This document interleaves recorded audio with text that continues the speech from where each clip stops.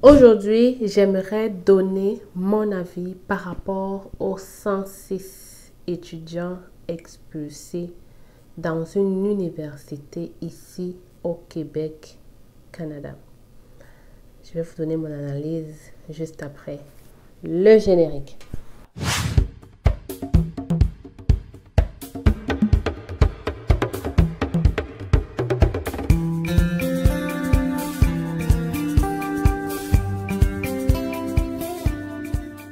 Ça se peut que vous êtes déjà tous au courant de la nouvelle, mais laissez-moi vous dire exactement ce que je pense par rapport à cette nouvelle-là et vous faire ma petite analyse par rapport à ça. Pour ceux qui ne sont pas encore au courant de la nouvelle, je vais laisser rapidement l'interview ou alors le reportage de cette expulsion-là. Ensuite, je ferai mon analyse. À un mois de la fin de la session universitaire, 106 étudiants de l'UQAC sont désinscrits de leurs cours parce qu'ils n'ont pas payé leurs droits de scolarité. La majorité viennent de l'étranger. La date butoir pour régulariser leur situation avait été fixée au 7 novembre. On a procédé à la désinscription des étudiants donc, qui avaient un solde, je dirais un solde très important dans leur compte étudiant. C'est vraiment au nom d'une saine gestion de nos finances. L'UQAC était plus ouverte à étirer les paiements dans le passé, mais face à un déficit de plus de 6 millions de dollars, l'institution a resserré les règles cet automne, ce qui a pris bien des étudiants par surprise. On a senti quand même un manque de transparence de la part de l'université sur la procédure qui a amené à désinscrire ces étudiants-là. Ça a créé beaucoup d'angoisse, beaucoup d'anxiété. C'est des étudiants qui sont vraiment dans une grosse détresse. Ce n'est pas de dire qu'ils ne peuvent pas payer, c'est juste de dire qu'ils ont juste besoin d'un peu plus de temps pour payer. Plusieurs facteurs expliquent qu'ils soient pris à la gorge malgré les garanties financières exigées pour étudier au Canada. La facture des droits de scolarité a grimpé de presque 25 en plus des hausses de loyer et d'épicerie et des imprévus qui peuvent survenir, comme l'explique cette étudiante. On vient, on a un plan, on a un budget, oui. Il peut arriver des situations. Celle qui était censée être ma garante, c'était ma sœur aînée. Mais ma sœur aînée a subi un divorce. L'argent qu'elle avait prévu à la base, c'est en train de diminuer. Cette étudiante qui est parvenue de justesse à éviter l'expulsion a requis l'anonymat de peur d'être stigmatisée. Elle complète sa 3e session à l'UQAC. Elle déplore que l'institution ait changé les règles avec un court préavis. Je me suis battue comme je pouvais pour avoir la somme. Je me prive de nourriture, je me prive de tout, pour essayer quand même d'aider mes parents à payer ce montant-là. Les conséquences sont majeures pour les étudiants internationaux qui ont un permis d'études. Ils ne peuvent plus travailler. Certains devront retourner dans leur pays ou demander un nouveau statut d'immigration. Les gens qui ont envie d'étudier, l'UQAC les met dehors, eh bien, ces personnes n'auront pas d'autre choix que d'aller faire les demandes d'asile. On vient surajouter un problème à une problématique d'immigration qui est déjà très compliquée. Pour une majorité de ces 106 étudiants-là, s'ils paient leurs frais, si la facture UQAC elle est à 0 au mois de janvier, ils peuvent recommencer au mois de janvier. L'UQAC songe à passer de 2 à 3 versements pour accommoder les étudiants dans le futur. Ce que ça a mis en lumière, c'est un besoin pour les étudiants d'étaler leur paiement peut-être sur une plus longue période et de peut-être mettre des dates de paiement qui sont un petit peu plus loin dans la session pour leur permettre parfois de recevoir des bourses qui proviennent de leur pays, des fonds qui proviennent de leurs parents. Mais dans l'immédiat, les étudiants internationaux demandent à la direction de revenir sur sa décision et d'autoriser les étudiants qui ont déjà complété les 2/3 de leur session à pouvoir poursuivre leurs cours avec une entente de paiement différé. Ici Priscilla Plamondon-Lalancette, Radio-Canada, Saguenay. Vous l'avez vu, vous l'avez très bien entendu. Vous êtes au courant maintenant qu'il y a 106 étudiants internationaux qui ont été expulsés du Canada ou qui vont être, parce qu'ils n'ont pas encore vraiment, voilà, ils ont été expulsés de l'université. Désolée, voilà. Mais qui dit expulsés de l'université, en réalité, pour ces étudiants, parle aussi en fait de projets d'immigration échoués et possiblement d'expulsion aussi du territoire canadien. Alors, mes chers Canadiens, écoutez attentivement cette vidéo. Chers parents qui souhaitent envoyer son enfant au Canada, il est important pour toi d'écouter attentivement cette vidéo jusqu'à la fin.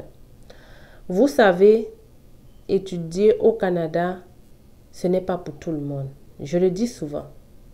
Étudier au Canada, ce n'est pas pour tout le monde. Ce n'est pas en tout cas pour ceux qui n'ont pas les moyens financiers. Je l'ai toujours dit ici, dans mes chaînes, dans mes plateformes. Quand vous décidez d'étudier au Canada, c'est parce que vous avez les moyens financiers pour le faire. Le projet d'études au Canada ne doit pas être pris à la légère. Vous ne devez pas vous dire, ben, c'est facile, je peux passer par ce moyen-là pour entrer.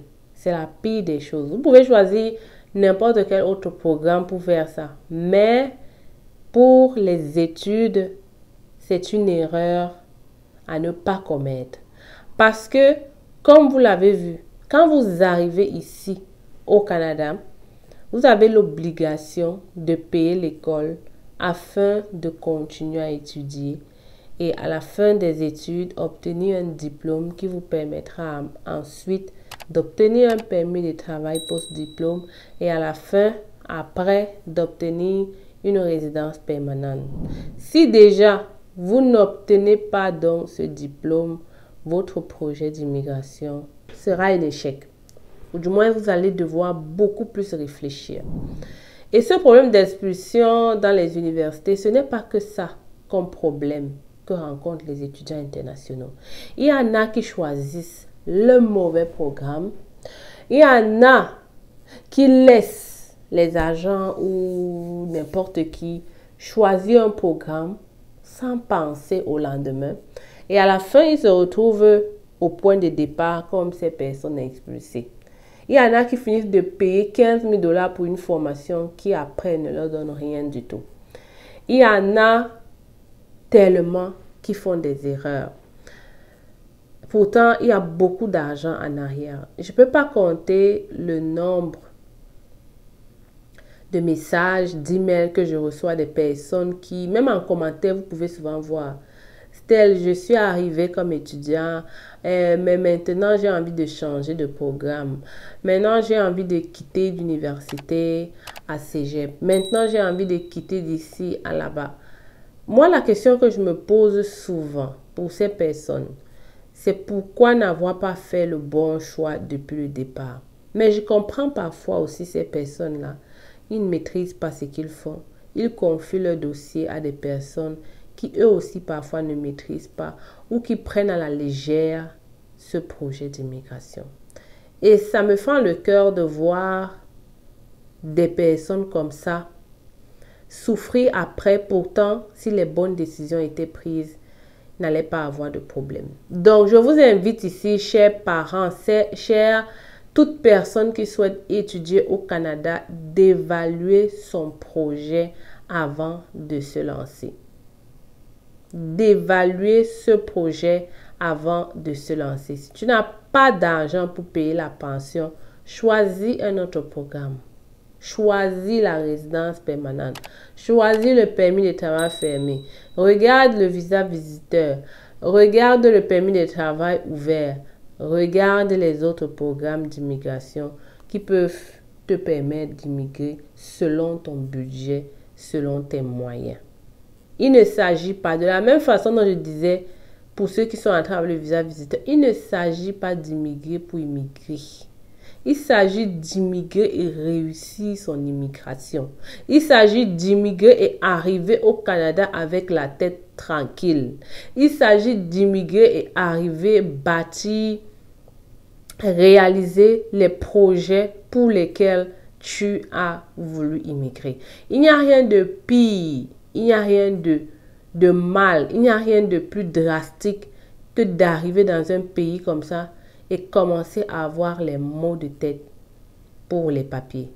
Alors que tu aurais pu éviter cela depuis le départ. Il y a des circonstances atténuantes qui peuvent arriver qu'on ne prévoit pas. Et ça, on ne peut pas vous en vouloir. Mais je dis que quand une université prend en compte d'expulser comme ça, c'est parce que peut-être l'étudiant n'a pas pu démontrer le pourquoi du comment il n'arrive pas à payer. Je prends l'exemple de quelqu'un qui a obtenu un visa étudiant, arrive au Canada, comme cette personne lui a dit. Par exemple, son garant désiste ou encore son garant meurt. Sachez que si votre garant meurt, vous avez d'autres options que la loi prévoit. En cas de mort, c'est vraiment quelque chose que tu ne pouvais pas, n'est-ce pas? Que tu ne pouvais pas prévoir. Le gouvernement met en place quelque chose pour toi. Il est aussi important donc pour toi de ne pas prendre à la légère celui qui dit être ton garant financier. De vraiment l'expliquer son rôle en tant que garant financier et de vraiment lui dire que tu auras besoin de lui, franchement, quand tu vas arriver au Canada. Chers parents, n'envoyez donc pas l'enfant au Canada et un mois après, vous dites que débrouille-toi. Vous êtes en train de jeter cet enfant dans devenir un cas social. Oui, parce qu'il y en a qui peuvent virer au pire. Oui, il y en a, ça peut être pire. Ça peut être pire. Vous allez peut-être même perdre votre enfant. Le stress de ça, de se lever et de ne pas savoir quand est-ce que tout ça va s'arrêter. Alors, il n'est donc pas aussi question dans cette vidéo de dire aux gens de ne plus venir comme étudiants. Là n'est pas l'objectif. Il n'est donc pas question de vous dire ne venez plus étudier au Canada. Parce que les études au Canada, moi je suis arrivée comme étudiante, il y a des avantages à étudier au Canada. Des avantages comme avoir un diplôme canadien, des avantages comme s'intégrer plus rapidement, des avantages comme trouver de l'emploi plus facilement, des avantages comme avoir le temps, en fait, de comprendre où tu es. Ça, c'est comparé aux gens qui arrivent avec la résidence. Du moins, il y a des avantages. L'autre avantage aussi, c'est d'obtenir les papiers, qu'on ne se trompe pas. C'est eux qui ont mis ce projet, cette procédure en marche. Donc, il y a des avantages de venir comme étudiant. Ce qu'on essaye de vous dire, ou j'essaye de vous dire dans cette vidéo, c'est qu'il faut bien planifier, bien étudier votre projet, connaître vraiment les tenants et les aboutissants, maîtriser le après le diplôme, que ferai-je, comment est-ce que je vais obtenir les papiers. Il est important donc d'étudier les nouvelles lois sur le permis d'études, sur le permis de travail après les études. Je vais en faire une autre vidéo là-dessus parce que des lois et des mises à jour au Canada, il y en a eu tellement en 2024.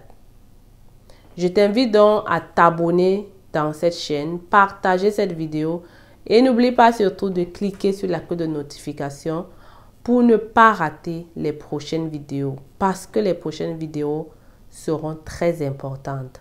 On est revenu dans la donne, on est revenu concentré pour vous donner la bonne information avec une analyse pointue qui vous permettra de prendre les meilleures décisions. Donc, si tu as aimé, tu n'hésites pas à t'abonner. On se retrouve donc dans une autre vidéo. Au Canada, depuis quelques jours, quelques semaines ou des mois et tu n'arrives pas à trouver un emploi, ou encore tu es là depuis 1 an et tu n'arrives pas à trouver un emploi dans ton domaine parce que c'est un métier réglementé, suis-moi, j'ai une bonne nouvelle pour toi. Alors les nouveaux arrivants, je vous propose de vous joindre à moi le 21 décembre. J'organise un événement pour vous, événement de réseautage mais aussi d'emploi.